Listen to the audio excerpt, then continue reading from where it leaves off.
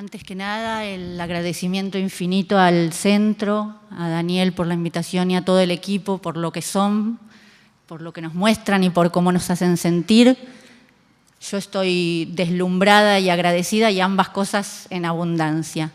Una aclaración muy breve es que el título de la ponencia no es el mismo que está en el programa que ustedes tienen. Yo pedí permiso para cambiarlo. Primero hice un aporte que tenía que ver solo con Argentina, pero a partir de la posibilidad de construir otro trabajo que tenía que ver con un análisis comparativo entre Chile, Uruguay y Argentina, pedí cambiar el tema, así que van a ver otro trabajo.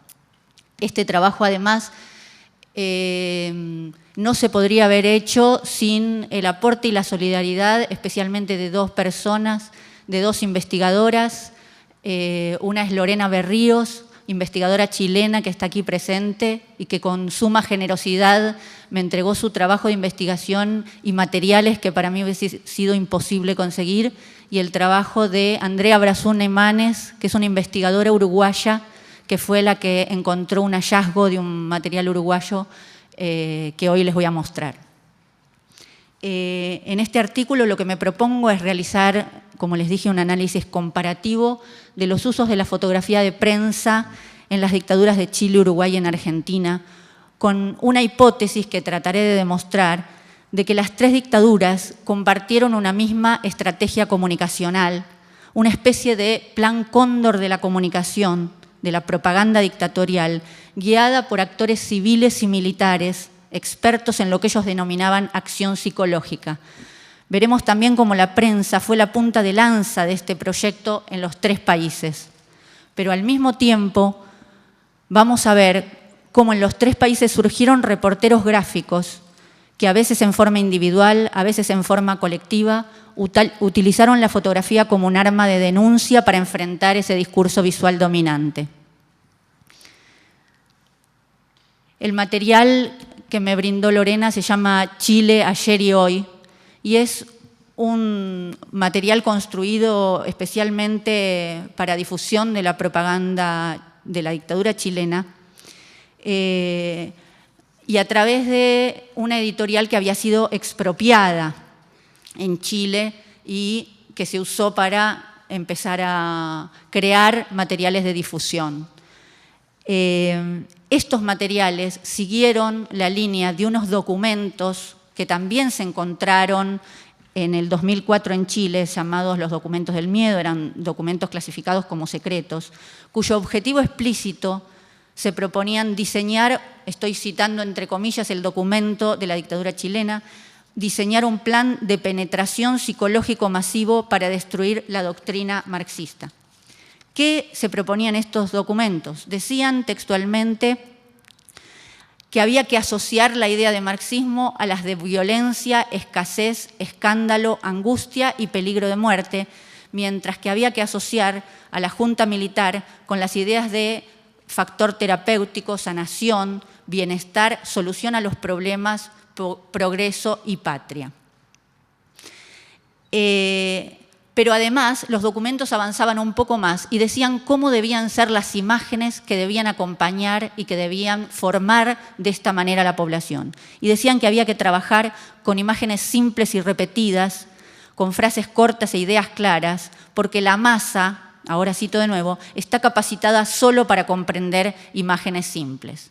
¿En qué consistían estas imágenes simples? Como vemos en la tapa, la construcción es siempre dicotómica, el ayer va a quedar del lado de la izquierda y el hoy de la derecha. El ayer son siempre imágenes de violencia, confusas, de dolor, de sufrimiento, y el hoy son imágenes que apelan a la felicidad, a la tranquilidad. Hay niños, hay alegría, son claras. Y estas son un poco, voy a ir pasándole algunos ejemplos, cómo distribuían el ayer y el hoy. Es Allende armado y el amanecer del lado de Chile. Y los otros ejes tenían que ver, por ejemplo, con el desabastecimiento y la abundancia, algo muy que conocemos mucho, ¿no? Acá les voy a leer algunos epígrafes porque no se ven. El comercio obligado a cerrar porque nada había para vender, del lado del ayer, y del lado del hoy, gran surtido de las cosas más curiosas. O esta, una sede política después de una manifestación comunista, del lado del hoy, la misma vivienda en una instancia pasible. O los estudiantes del lado del ayer escuchaban a sus afiebrados líderes, títeres del comunismo, del lado de hoy, los jóvenes conviven en sus recintos de estudio en sano espíritu. Como vemos, los epígrafes son los que anclan la imagen, algo parecido a lo que mostraba ayer Pablo con respecto al comisario Re. Y la construcción del material está tomando imágenes de archivo, de movilizaciones populares en el ayer, vuelven a fotografiar esos mismos lugares mostrando la tranquilidad del hoy. Todo el material está construido tratando de demostrar que no hay más conflictos, no hay más violencia, no hay más muertes, no hay más manifestaciones. Pero acá está el gran hallazgo. Ese material que vimos en Chile aparece de la misma manera, con el mismo formato, con los mismos ejes en Uruguay. El 26 de octubre del 75, en el diario El País, sale como una separata el Uruguay de ayer y hoy. Como vemos, de nuevo el ayer, en este caso en vez de las letras en stencil en rojo, el ayer partido, de nuevo las imágenes de violencia y confusas del lado izquierdo, las imágenes con niños claras a la luz del día del lado derecho. En un artículo anterior que salió publicado en las ediciones de CMDF el año pasado, yo había analizado el caso de las fotografías de prensa en Argentina y analicé que en Argentina también se daba esta estrategia de dividir el ayer y hoy, pero yo no conocía ni los documentos secretos chilenos ni estos dos materiales. Decía en ese momento que se trataba de una estrategia didáctica, simplificadora y muy efectiva para marcar el final de una etapa y el inicio de lo que se mostraba como una etapa fundacional de un nuevo país. En todos los casos aparecía el ayer como violencia, caos, malestar y al mismo tiempo como un pasado lejano que iba quedando en el olvido, mientras el hoy se representaba como la gesta heroica y fundadora. Tampoco sabíamos que todos estos materiales, el uruguayo y los materiales argentinos, seguían al pie de la letra las directivas de ese documento secreto chileno.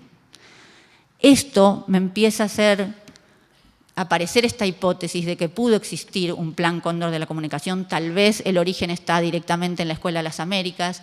Estaría interesante rastrear qué pasó con otras dictaduras en Latinoamérica y también me deja la necesidad de plantear la colaboración que necesitamos también en la investigación académica en Latinoamérica, la solidaridad que podemos darnos entre nosotros para compartir materiales, hipótesis, datos, investigaciones y la necesidad de formar redes de investigadores que nos nutramos juntos para seguir estudiando estos temas.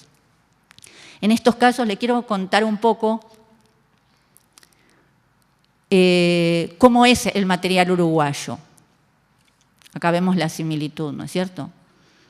El material uruguayo tenía más cantidad de fotos, tenía el formato del país, entonces va en formato sábana, más extenso. Los ejes seguían siendo los mismos. Para leerles algunos, la gente se refugia, ni un alma en las calles, una imagen de la 18 de julio, y del lado del hoy, la vida ciudadana transcurre sin alteraciones. O sea, la misma estrategia de nuevo, ¿no? Ir a los mismos lugares, sacar fotos de archivo y volver al lugar con la foto del hoy. Los comercios destrozados. En Uruguay, por las noches los propietarios vaciaban sus escaparates y en el hoy las vidrieras volvían a ser motivo de atracción. Así se suceden las páginas con los mismos ejes, los mismos temas, los estudiantes, los ancianos. En este caso, de nuevo, la violencia del lado de los ancianos y en el hoy del 75, la tranquilidad del descanso en las plazas. En el material chileno también los abuelos dándole de comer a las palomas en las plazas. Hay sí una especificidad en los materiales chilenos, en este collage que se puede ver. ven a la derecha y arriba unas chicas en bikini, eso no aparece en el material chileno. Eso es una especificidad uruguaya. Y acá me sirve para hacer una aclaración. Yo en este trabajo busqué las constantes, busqué las similitudes, busqué las semejanzas, pero también es importante que busquemos las especificidades que tuvo en cada caso. Paso un poquito, estas son las páginas dedicadas al tema de la enseñanza. Me detengo en este ejemplo que me pareció digno de contarles. En el ayer del lado uruguayo, promiscuidad y camaradería fingidas para ambientar el adoctrinamiento en una reunión de jóvenes, y en el hoy, juventud que se respeta en uno de los tantos bares estudiantiles. En el lado chileno, los estudiantes no estudiaban, eran vagos, portadores de banderas y gritos politiqueros, y en el hoy los estudiantes estudian, dice el epígrafe. En la tierra de Neruda los poetas estaban escaseando. En Argentina no me voy a extender porque se puede ver en el trabajo previo, también aparece la misma estrategia, las armas del ayer, el soldado a cara descubierta, a plena luz del día en la plaza, que es el que le da de comer a las palomas. Pero esto lo estaba haciendo la revista Gente. Fíjense, esto es 19 de abril de 1976, el golpe en Argentina había sido el 24 de marzo. Los mismos tópicos también en Argentina, las facultades ayer y hoy, el desabastecimiento ayer y hoy. Estas no son las únicas coincidencias. Hay otros materiales que se elaboraron en Chile para mostrar los 3 años previos del gobierno de Allende. El título es bien significativo, La anatomía del fracaso. Los materiales enseñan cómo durante el gobierno de Allende gobernaba el terror, la violencia, la escasez, la angustia y el peligro de muerte. Volvemos a los mismos ítems de esos materiales secretos descubiertos en Chile. Se enseñaba a leer la historia anterior, arrasando con esa historia. También está otro libro, voy a ir avanzando porque nos corre mucho el tiempo, y en Argentina también encontramos estos materiales, ¿no? Fotos y testimonios, hechos y testimonios de 1035 dramáticos días que eran los del gobierno de Cámpora y después de Isabel.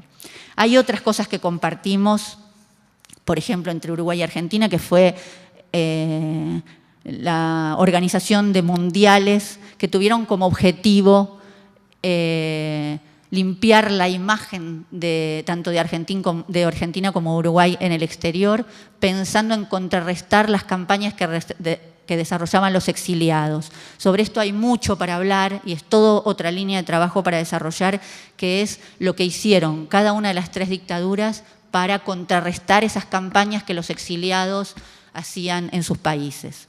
Pero quiero dedicarle un tiempo importante a esto otro, que es la imagen contra el poder y el poder que tienen las imágenes.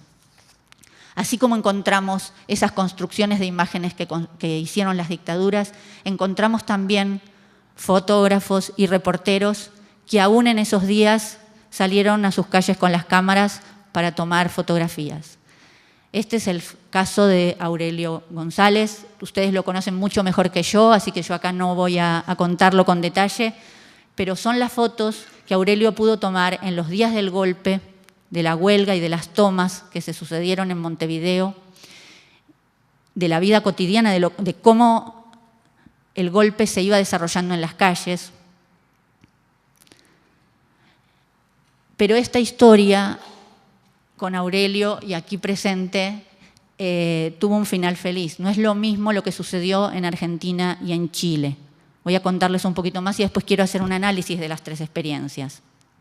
Aurelio pudo rescatar estos negativos, pudo esconderlos y pudo también hacer que lleguen al exterior, y con estos negativos también se usaron para contrarrestar las campañas y este discurso oficial que veíamos al inicio, y apoyar así el trabajo de los exiliados. En Chile, la historia no tiene un final tan feliz. El 11 de septiembre del 73, el mismo día del golpe, esta es una de las últimas fotos que se pudo sacar a Allende vivo. La imagen fue tomada por Orlando el Chico Lagos, que era el fotógrafo personal de Allende durante las 4 campañas presidenciales y era el fotógrafo oficial de La Moneda durante el gobierno de Allende. Él fotografió estas últimas horas y logró salir de la Moneda junto con las hijas del presidente Allende, llevándose en su cuerpo los negativos de las últimas fotos que tomó. El chico Lagos, escondido y pasado a la clandestinidad inmediatamente, logró vender por intermediarios estas fotos a un extranjero y estas fotos fueron publicadas en el New York Times. Pero la condición era que no figure su nombre, que sea autor anónimo, porque él estaba muy perseguido. De hecho, su casa fue allanada 3 veces y destruyeron todos sus archivos y sus aparatos fotográficos. Escondido y perseguido, nunca pudo recobrar la autoría de sus fotos y jamás cobró ese dinero porque también fue estafado. La foto inclusive recibió el premio a la WordPress Foto del año 73, otorgada al autor anónimo. Y recién, en el 2007, la familia de él pudo demostrar que esa foto había sido sacada por su padre y le otorgaron el crédito del autor. Pero él ya había muerto muy pobre en un hogar de ancianos de Chile.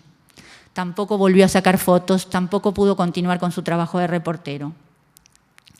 El otro fotógrafo del que quiero hablar es de Héctor Pucci Vázquez. Era el fotógrafo de la revista El Descamisado, un órgano de comunicación de la agrupación Montoneros en Argentina. Él también salió con su cámara el 24 de marzo a fotografiar esos momentos del golpe. Y esta imagen la tomó la madrugada del 24 de marzo. Él sacó varias fotos esa noche, siguió sacando fotos los días siguientes y luego esas fotos las guardó en un bolso, las llevó a un tren postal que viaja de la provincia de Buenos Aires a la provincia de Tucumán en Argentina y las escondió en el vagón postal. Estas fotos y ese bolso, esos negativos, sobrevivieron toda la dictadura viajando centenares de veces entre Buenos Aires y Tucumán hasta que el fotógrafo pudo rescatarlas en la democracia. Pero él tampoco pudo volver a ejercer el periodismo. Estas fueron sus últimas fotos como fotoperiodista. El único de ellos 3 que pudo volver a ser fotógrafo es Aurelio, que si bien tuvo que abandonar el fotoperiodismo, como me contó en estos días, en todos los años de exilio no abandonó la fotografía y sí volvió a ejercer el fotoperiodismo cuando retornó al Uruguay. Durante los primeros años de las dictaduras, tanto en Argentina como en Chile, hubo fotógrafos que, o por su trabajo, que es el caso de Luis Navarro en la Vicaría de la Solidaridad en Chile, o pese a su trabajo, como es el caso del fotógrafo Mario Manuzzi en Argentina, que trabajaba para la editorial Atlántida, la revista Gente, la misma que publicó la foto que mostré anteriormente del soldado dándole a comer a las palomas, pese a la prohibición que tenían, salieron a fotografiar estas imágenes. Mirando la exposición del Prado, vi que Luis Navarro tiene una foto muy parecida. Son madres de desaparecidos con un cartel escrito con fibrón en esos primeros años. En el caso de las madres de Plaza de Mayo todavía no usaban pañuelo, todavía no portaban las fotos de sus seres queridos. En este caso, ese mismo día, las madres habían ido por la calle Florida aprovechando que se daba el Mundial 78 en Argentina y que había prensa extranjera. Ese día hubo un intento de secuestro en plena calle y las propias madres tironearon para que no se lleven al muchacho. El fotógrafo logró tomar esta imagen y mientras la tomaba fue golpeado en la cabeza y tirado al piso. Le pidieron la cámara a los gritos y como él tenía 2 cámaras, porque en ese momento no tenían el tiempo de cambiar los lentes, estaban acostumbrados a llevar 2 cámaras, le entregó la cámara con la que no había sacado esa foto y se quedó tirado con la cámara escondida que sí tenía. Y así pudo guardar este negativo hasta ahora. Y acá tenemos las otras denuncias. En Chile, gracias al trabajo de Luis Navarro. Hoy pudimos charlar largo y tendido sobre esta imagen. Son las primeras imágenes que pudieron demostrar la existencia real de los desaparecidos en Chile cuando la dictadura se encargaba de negar sistemáticamente que existieran. Estas imágenes fueron tomadas por su trabajo en la Vicaría de Solidaridad de Chile.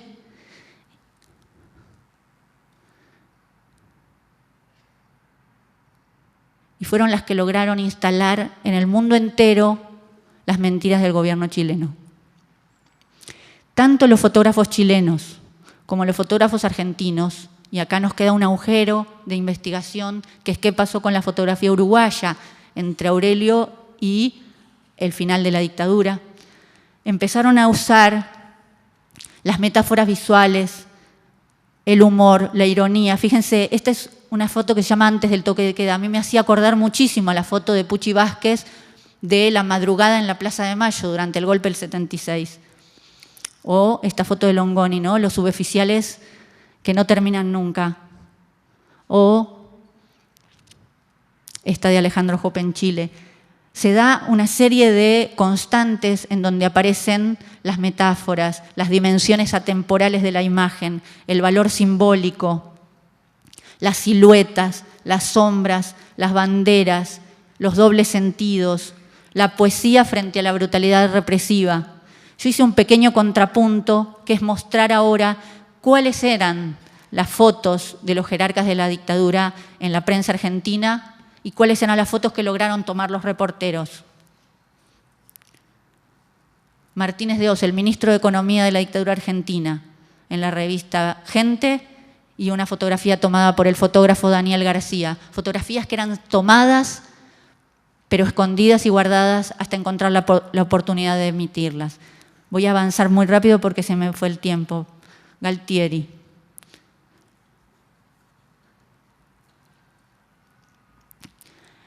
Hay todo el tiempo constantes porque nuestras historias también nos emparentan, porque lo que nos hicieron nos asemeja. Cuando las movilizaciones populares en los dos países retoman las calles, los fotógrafos también salen a la calle y son los que registran la represión explícita en este caso.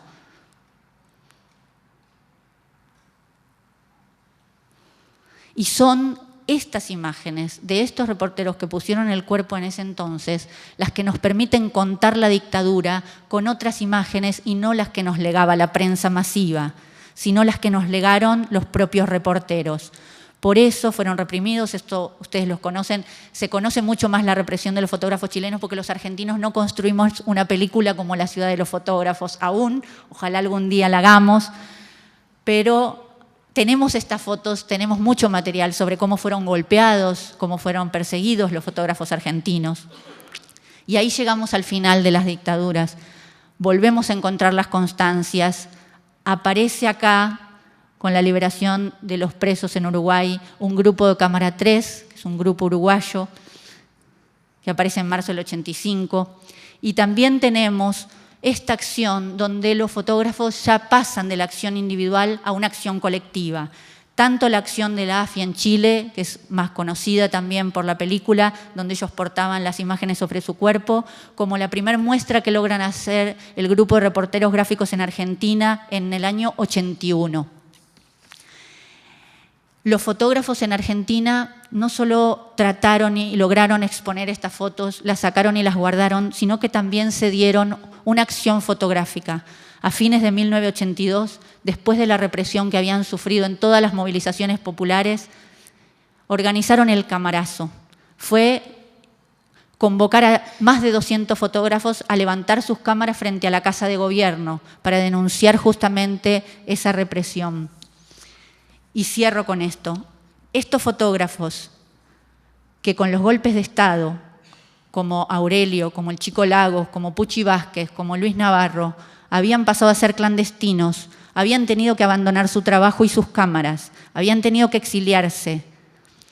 O en el caso de Luis, que sufrió en carne propia la represión en su país, pudieron ver al final de las dictaduras cómo los fotógrafos habían tomado la cámara de nuevo y en acciones colectivas también tomaban la posta. Muchas gracias.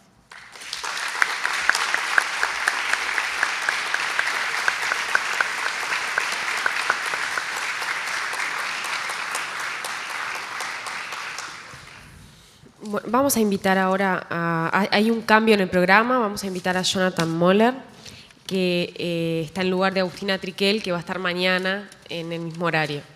Y después del trabajo